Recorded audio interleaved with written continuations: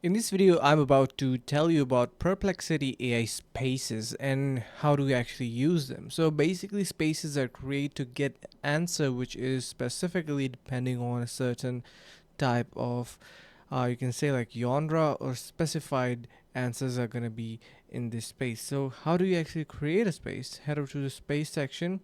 We have some templates. You can get started with these templates.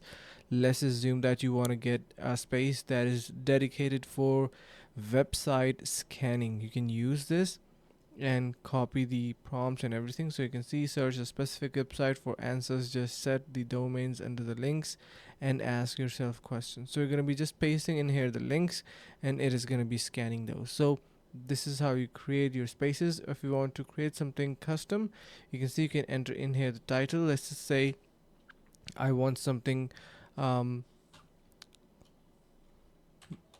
blog writer, right? So this is going to be writing blogs upon that, and or you can simply call it a blog writer.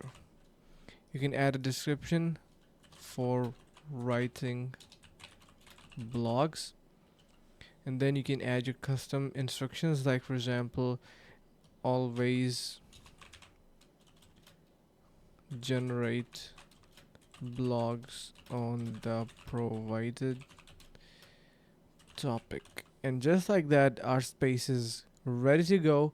You can use something in here, like for example a document emoji or anything. Let's just say file, maybe.